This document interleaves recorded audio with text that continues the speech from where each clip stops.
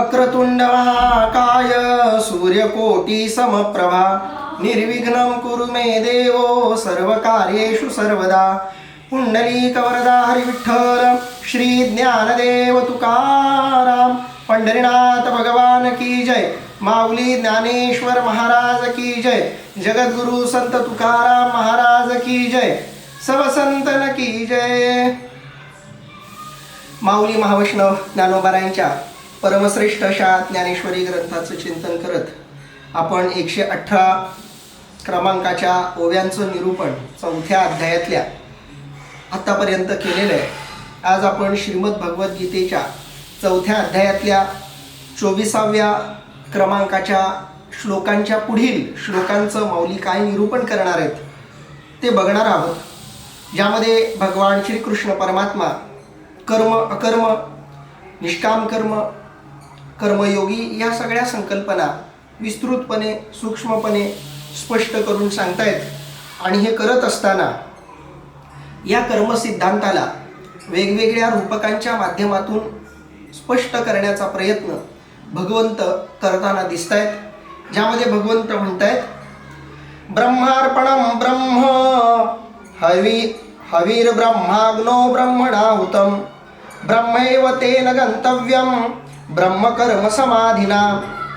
अर्थात होम साधना, होम द्रव्य, अग्नी, होता म्हणजे हवन करणारा यजमान आणि हवन क्रिया ही सर्व त्या ब्रह्मवेत्याच्या दृष्टीने ब्रह्मच आहेत आणि ब्रह्मरूप कर्माच्या ठिकाणी लय लागून राहिलेल्या त्या ब्रह्मवेत्याला प्राप्त होणारे फल ही ब्रह्मच आहे। अर्थात एका गहन विषयाला भगवंतांनी इथं हात घातलेला आहे आणि आतापर्यंत जो कर्मसिद्धांत भगवंत स्पष्ट करतायत त्या कर्मसिद्धांताला अतिशय तात्विक पातळीवर भगवंतानं स्पष्ट करण्याचा प्रयत्न इथं केलेला आपल्याला दिसतो। आणि हे करताना भगवंतानं त्या काळातलं सुप्रसिद्ध असं यज्ञक्रियेचं उदाहरण किंवा रूपक वापरलेलं आपल्याला दिसतं। अध्यात्माच्या क्षेत्रामध्ये रूपक ही संकल्पना खूप महत्त्वाची आहे, खूप गंभीर आहे। आज आपण या संकल्पनेचं थोडंसं बारकाईनं चिंतन करणार आहोत, कारण या रूपकांमुळं, या दृष्टांतांमुळं, या उदाहरणांमुळं अध्यात्म अधिकाधिक स्पष्टही होत गेलं आणि दुर्दैवानं या उदाहरणांमुळं लोकांनी मूळ सिद्धांत अनेकदा बाजूला ठेवला। या दोन्ही गोष्टींचं थोडंसं आपण आज चिंतन करणार आहोत। आध्यात्मिक अनुभूती ही एक अलौकिक अनुभूती आहे, ती एक अदृश्य अनुभूती आहे, शब्दात मांडता न येणारी अनुभूती आहे। अध्यात्माच्या क्षेत्रात जी परमश्रेष्ठ अवस्था आहे, जी अत्युच्च अवस्था अध्यात्माच्या क्षेत्रात प्राप्त होते, ती अवस्था प्राप्त झाल्यानंतर त्या अवस्थेबद्दल कुणी बोलायला गेला तर त्याला शब्दाच्या अभिव्यक्तीच्या अनेक मर्यादा जाणवतात, कारण अनुभव अलौकिक आहे, अनुभव अदृश्य आहे, अनुभव शब्दातीत आहे, अनुभव अलौकिक आहे, पण तो मांडण्यासाठी ज्या साधनाचा आधार घेतला जातोय ते साधन मात्र लौकिक आहे, शाब्दिक आहे। शब्दाचा आधार घेऊन अध्यात्मातला अनुभव अध्यात्मवादी मांडत असतो, कारण दुसरा पर्याय नाही। केवळ शब्दांच्याच रूपातून अध्यात्म मांडलं गेलंय का तर नाही, भाषा निर्माण होण्याच्या पूर्वीही आध्यात्मिक अनुभूती लोकांना येत होती आणि ते आध्यात्मिक अनुभूती चित्रांच्या रूपानं, वेगवेगळ्या मूर्तींच्या रूपानं दाखवण्याचा सांगण्याचा प्रयत्न केला जात होता। आकाराच्या रूपानंही ही आध्यात्मिक अनुभूती सांगण्याचा प्रयत्न झाला। प्रत्येक धर्मामध्ये अध्यात्माची जी एक बाजू असते त्या प्रत्येक धर्मातल्या आध्यात्मिक बाजूनं काही एक प्रतिमा, काही सिम्बॉल जगासमोर ठेवलेले आपल्याला दिसतात। हिंदू धर्मामधला ओम असेल ख्रिश्चन धर्मामधला क्रॉस असेल, मुस्लिम धर्मामधला चांद असेल, शीख धर्मामध्ये जे एक विशिष्ट चिन्ह शीख बांधव वापरतात, प्रत्येक धर्मामध्ये एक विशिष्ट प्रकारच्या चिन्हाला अभिव्यक्त करण्याचा प्रयत्न, आविष्कृत करण्याचा प्रयत्न प्रत्येक धर्मातल्या श्रेष्ठ अवस्थेला पोहोचलेल्या लोकांनी केलेला आहे. या सगळ्यांनी घेतलेला अनुभव वेगळा वेगळा नाहीये, अनुभव एकच आहे. आध्यात्मिक अनुभव वेगळा नसतोच. आत्मसाक्षात्काराचा अनुभव, परमात्म्याला मिळाल्याचा अनुभव, अनुभव म्हणून एकच असतो.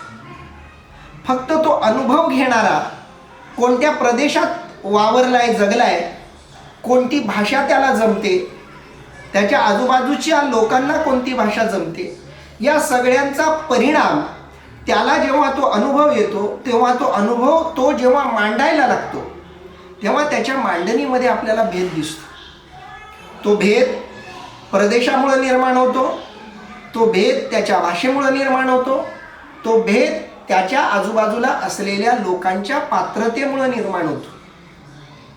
आणि म्हणून अनुभव वेगळा नाहीये, फक्त अनुभवाची अभिव्यक्ती वेगळी आहे. एक उदाहरण सांगायचं झालं तर आई प्रत्येकाला असते. आईबद्दलचा अनुभव प्रत्येकाला आलेला असतो. अनुभव म्हणून आईचा एकच आहे. आईबद्दल असलेला मुलाचा जो अनुभव आहे तो वेगवेगळा नसतो, तो एकच असतो, सारखाच असतो. पण तो अनुभव जेव्हा मांडला जातो तेव्हा त्या अनुभवाच्या मांडणीमध्ये आपल्याला फरक पडलेले दिसतात. म्हणजे आईवर अनेकांनी कविता लिहिल्या, काहींनी कादंबऱ्या लिहिल्या, काहींनी कथा लिहिल्या, काहींनी दीर्घ कविता लिहिल्या. फोमू शिंदेंची आई वेगळी, आई एक नाव असतं, घरातल्या घरात गजबजलेलं गाव असतं असं त्यांना सुचलं. कवी यशवंतांची पण एक आई त्यांनी आपल्या कवितेत मांडली. यशवंतांची आई जेव्हा वारली तेव्हा आपल्या आईबद्दलच्या आठवणी त्यांनी त्या कवितेमध्ये मांडल्या. आई म्हणून कोणी आई समा हाक मारी, ती हाक येई कानी मज होय शोककारी. उत्तम कांबळेंनी आपल्या आई समजून घेताना या दीर्घ कवितेमध्ये आईबद्दलचे आपले अनुभव मांडले. नामदेव ढसाळांनी सुद्धा आईवर कविता लिहिली. अनेक कवींनी, कथा कादंबरीकारांनी आईवर कादंबऱ्या लिहिल्या. श्यामची आई ही साने गुरुजींनी आईवर लिहिलेली कादंबरी आहे. प्रत्येक व्यक्तीच्या आयुष्यात आईबद्दलचा अनुभव येतो, पण तो आलेला अनुभव प्रत्येकजण वेगवेगळ्या पद्धतीनं मांडतो. अभिव्यक्तीत बदल आहेत पण अनुभवात बदल नाहीत. एखाद्या वेळी आईबद्दलचा आलेला प्रत्येक मुलाचा अनुभव वेगळा असू शकतो, पण आत्म्याला जेव्हा परमात्म्याचा अनुभव येतो तेव्हा तो अनुभव वेगळा नसतो. कारण इथं अनुभव घेणारा आणि ज्याचा अनुभव येतोय तो दोघं वेगळे नाहीच आहेत. म्हणून एका प्रदेशातल्या एखाद्या व्यक्तीला आत्मसाक्षात्कार झाला आणि त्याच्या अगदी उलट टोकाच्या एखाद्या व्यक्तीला आत्मसाक्षात्कार झाला तर यांच्या आत्मसाक्षात्कारामध्ये कोणत्याही प्रकारचा भेद, बदल तुम्हाला दिसणार. बदल कधी होईल तर ते जेव्हा आपला अनुभव मांडतील. मग हा अनुभव मांडू नये का? तर अनुभव मांडणं गरजेचं आहे. अनुभव मांडल्याशिवाय समोरच्याला कळणार कसं की अनुभव काय आलाय, कशाचा आलाय. आणि म्हणून आत्मसाक्षात्कार झालेल्या सगळ्या लोकांनी आपल्याला प्राप्त झालेला अनुभव सांगण्याचा प्रयत्न केला. मग ते सांगायला लागले तेव्हा त्यांनी काय केलं तर वेगवेगळ्या रूपकांच्या माध्यमातून त्यांनी आपला अनुभव सांगण्याचा प्रयत्न केला. पण अनेक जण त्यांनी सांगितलेला अनुभव, त्या अनुभवाच्या साठी स्पष्टीकरणासाठी त्यांनी दिलेलं रूपक, त्या रूपकालाच अनेक जण चिकटून बसले आणि मूळ सिद्धांत बाजूला राहिला. यज्ञाधिक क्रिया ज्या काळामध्ये केल्या जात होत्या ती यज्ञाधिक क्रिया रूपकाच्या रूपानं भगवान कृष्ण परमात्मा पुढच्या काही श्लोकांमध्ये स्पष्ट करतायत. तो यज्ञ, ती यज्ञ संस्कृती थोडी आपण नीट समजून घेतली पाहिजे. यज्ञ संस्कृतीच्या काळामध्ये यज्ञाचं खूप महत्त्व होतं. कारण जंगलं मोठ्या प्रमाणात होती, लाकडं मोठ्या प्रमाणात होती, वेगवेगळ्या औषधी मोठ्या प्रमाणात होत्या. पण जंगल असल्यामुळं आजूबाजूचं वातावरण बऱ्याच प्रमाणात दूषित असायचं. शुद्ध मोकळी हवा तशी दुर्मिळ झालेली होती. जंगलांमध्ये अनेकदा आग लागायची. आग लागल्यामुळंही वातावरण दूषित व्हायचं. आणि अशा काळामध्ये एक धर्मजागृतीचं माध्यम म्हणून यज्ञ संस्कृतीचा उदय झाला. ह्या यज्ञ संस्कृतीनं काही एक संदेश, संबंध जगासमोर ठेवण्याचा प्रयत्न केला. तो संदेश त्यांनी एका क्रियेच्या रूपानं जगासमोर ठेवला.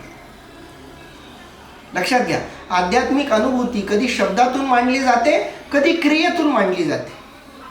क्रियेतून जेव्हा आध्यात्मिक अनुभूती मांडली जाते तेव्हा ती क्रिया त्या आध्यात्मिक अनुभूतीकडे जाण्याचा मार्ग असते. उदाहरणार्थ वारी, आळंदी ते पंढरपूर ही पायी वारी ही एक आध्यात्मिक क्रिया आहे, प्रक्रिया आहे. पण ती ज्ञानोबारायांनी का सुरू केली? ज्ञानोबारायांचा वारी करण्यामागचा उद्देश काय? तर वारीच्या माध्यमातून ज्ञानोबारायांनी एक क्रियात्मक रूप आध्यात्मिक क्रियेचं, उपासनेचं जगासमोर ठेवलं. रूपक काय होतं? आळंदीतून निघायचं. आळंदी म्हणजे काय? संतांच्या घरातून निघायचं. एखाद्या पवित्र जागेवरून प्रवास सुरू करायचा. आळंदी हे ज्ञानोबारायांच्या काळातलं सिद्धेश्वरांचं मोठं देवस्थान होतं. पवित्र जागा मानली जात होती. 84 सिद्धांचा सिद्ध भेटी मेळा, ऐसा सुख सोहळा स्वर्गी नाही, असा तो प्रदेश होता. आणि तिथून माऊलींनी वारी सुरू केली. आळंदीवरूनच का? तर कोणत्याही आध्यात्मिक कार्याची सुरुवात करण्यापूर्वी आपण पवित्र बनलो पाहिजे, शुद्ध बनलो पाहिजे. वारीची सुरुवात पवित्र ठिकाणावरून झाली पाहिजे. आणि ते पवित्रता शरीराचीही पाहिजे आणि मनाचीही पाहिजे. मनाची आणि शरीराची पवित्रता एकदा मिळाली की मग वारी सुरू होते. मग वारी करायची कशाने? तर शरीराने. निघायचं कोणासोबत? तर संतांसोबत. सोबतीला संत घ्यायचे. याचा अर्थ वाईट लोकांची संगती टाळायची. निघायचं कशासाठी? तर देवाला भेटण्यासाठी. जायचं कसं? तर त्याचं नामस्मरण करत, साधना करत, चिंतन करत. आणि येणाऱ्या शरीराला ज्या कोणताही त्रास होत असेल तर त्या त्रासाकडे दुर्लक्ष करायचं आणि शारीरिक दमन करत करत आध्यात्मिक उन्नती साधायची. हा वारी करण्यामागचा ज्ञानोबारायांचा हेतू होता, उद्देश होता. ही मुख्य वारी आहे, ही मानसिक वारी आहे. जर तुम्ही केवळ शारीरिक वारी केली आणि आध्यात्मिक वारी चुकवली तर तुम्ही फक्त एक प्रक्रिया पार पडली. त्या प्रक्रियेतून जे सुचवायचं होतं तेच तुम्ही विसरून गेलात. म्हणून वारी करून देव भेटला असं शक्य नाही. वारी मागचा जो तात्विक अर्थ आहे तो समजून घेऊन वारी केली की मग देवाची प्राप्ती अवघड नाही. अगदी त्या पद्धतीनं अतिशय प्राचीन काळामध्ये, ज्या काळामध्ये म्हणजे 5 ते 7 हजार वर्षांपूर्वी यज्ञ संस्कृतीचा उदय झाला, या काळामध्ये ऋषी मुनींनी त्यांना जे आध्यात्मिक अनुभव आला तो आध्यात्मिक अनुभव त्यांनी यज्ञाच्या क्रियेतून जगासमोर ठेवला. पण लोकांनी त्यातला तात्विक अर्थ बाजूला काढला आणि ते फक्त क्रियेत रमले. आणि लोकांना असं वाटलं की यज्ञ केला म्हणजे देव मिळतो. यज्ञ केल्यानं देव मिळत नाही. यज्ञ या प्रक्रियेमागं काही एक सांगण्याचा प्रयत्न त्या याज्ञिकांनी केला. तो अर्थ आपण समजून घ्यायला पाहिजे. केवळ यज्ञ करणं म्हणजे आजच्या काळामध्ये तर यज्ञ करणं म्हणजे, यज्ञ प्रक्रिया करणं म्हणजे बऱ्याच दृष्टीनं नुकसानकारक काम आहे. पण त्या काळामध्ये त्या गोष्टीची गरज होती जेव्हा यज्ञ संस्कृती अस्तित्वात होती. आजच्या काळामध्येही वातावरण दूषित झालंय, पण आजच्या काळातलं दूषित वातावरण शुद्ध करण्यासाठी यज्ञ प्रक्रियेचा उपयोग होणार नाही. आता वेगळ्या प्रक्रिया आपल्याला अवलंबाव्या लागतील. पण यज्ञ ही संकल्पना कालबाह्य होत नाही. मी 2010 साली प्रमेयाची उद्याने नावाच्या पुस्तकात या यज्ञ संस्कृतीवर एक लेख लिहिला होता, प्रवचन दिलं होतं. त्याचा थोडा विस्तार करायचा विचार मी करतोय की यज्ञ म्हणजे काय. यज्ञामध्ये काही महत्त्वाच्या गोष्टी असतात. एक म्हणजे होम साधना. या श्लोकामध्ये त्या सगळ्या गोष्टींचा उल्लेख भगवंतानं केलेला आहे. एक गोष्ट म्हणजे होम साधना, यज्ञ साधना. यज्ञ साधना ही एक प्रक्रिया आहे. दुसरी महत्त्वाची गोष्ट होम द्रव्य, म्हणजे त्या यज्ञामध्ये ज्या वस्तू टाकायच्या आहेत त्या वस्तू. तिसरी महत्त्वाची गोष्ट अग्नी. अग्नीची उपस्थिती यज्ञामध्ये आवश्यक आहे. यज्ञ करण्याची प्रक्रिया महत्त्वाचा घटक आहे यज्ञाचा. होमद्रव्य, त्या यज्ञकुंडामध्ये ज्या वस्तू टाकल्या जाणार आहेत त्या वस्तू यज्ञाचा मुख्य भाग आहेत. यज्ञ करताना ज्या वस्तू आपण त्या यज्ञकुंडामध्ये टाकू त्या यज्ञकुंडात अग्नी असणं आवश्यक आहे. चौथी गोष्ट आहे होता, म्हणजे हवन करणारा यजमान. यज्ञ करताना एक यजमान आवश्यक असतो. तो यजमान यज्ञ करत असतो. त्याच्या त्या यजमान पदाला मार्गदर्शन करणारा एक याज्ञिकही आजूबाजूला असतो, जवळच असतो. आणि हवन क्रिया ही सर्व त्या ब्रह्मवेत्याच्या दृष्टीने ब्रह्मच आहेत. या प्रक्रिया नीट आपल्याला समजून घ्यायचं. यज्ञाचे हे भाग समजून घ्यायचे. होम साधना, माऊलींनी इथं यज्ञ साधना हा शब्द वापरलाय. भगवंतानं यज्ञ साधना हा शब्द वापरलाय. आपण त्याला कर्म साधना या अर्थानं समजून घ्यायचं. माऊलींनी काय स्पष्टीकरण केले ते बघूयात. हे हवन मी होता का ये यज्ञ हा भोगता, ऐसिया बुद्धीसी नाही भिन्नता म्हणून या. अर्थात हे हवन, मी हवन करता किंवा या यज्ञात हा अमुक भोगता अशा तऱ्हेचा त्याचे बुद्धीत भेदभाव नसतो. म्हणून यज्ञ करताना यज्ञामध्ये अग्निकुंड गरजेचा आहे. हा अग्निकुंड काय आहे? हा अग्निकुंड म्हणजे आपल्या समोर असलेल्या कर्माला कारणीभूत ठरणारा जो प्रदेश असेल, आजूबाजूचा भाग असेल, आजूबाजूचा समाज असेल, ते आपल्यासाठी हवनकुंड आहे. या हवनकुंडामध्ये अग्नी कोणता आहे? तर आत्मतत्व, ब्रह्मतत्व हे इथं असलेला अग्नी आहे. समिधा कोणत्या आहेत? किंवा यज्ञामध्ये आपण ज्या वस्तू टाकणार आहोत त्या वस्तू कोणत्या आहेत? कर्म या त्या वस्तू आहेत. आणि या वस्तू त्या यज्ञकुंडात टाकण्याची प्रक्रिया म्हणजे काय? तर निष्काम भावनेनं कर्म, ही भावना ही त्या वस्तू यज्ञामध्ये टाकण्याची प्रक्रिया आहे. याला नीट समजून घेतलं पाहिजे. तुम्ही जन्माला आलात, तुमच्या आजूबाजूला जो समाज आहे, तुमच्या आजूबाजूला जो भाग आहे, प्रदेश आहे, ते सगळं यज्ञकुंड आहे.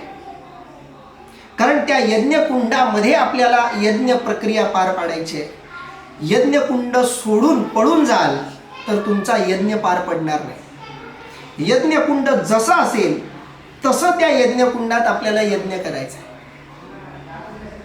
या यज्ञकुंडामध्ये अग्नी गरजेचं आहे. अग्नी हे रूपक आत्मतत्वासाठी ऋषीमुनींनी, संतांनी सगळ्यांनी निवडलं. त्यांना अग्नीमध्ये अशा काही गोष्टी दिसल्या ज्या गोष्टी त्यांना आत्मतत्वाच्या समान वाटल्या, सामायिक वाटल्या. कारण अग्नीचं हे वैशिष्ट्य असतं की अग्नी ऊर्ध्वगामी असतो. तुम्हाला अग्नी कधीच अधोगामी दिसणार नाही. म्हणजे दिवा असो किंवा आग असो, ती कधीही आकाशाच्याच दिशेनं उठते, उभी राहते. जमिनीच्या दिशेनं कधीही अग्नी प्रज्वलित होत नाही. अग्नीचा स्वभाव आहे उत्तर दिशेकडे जा.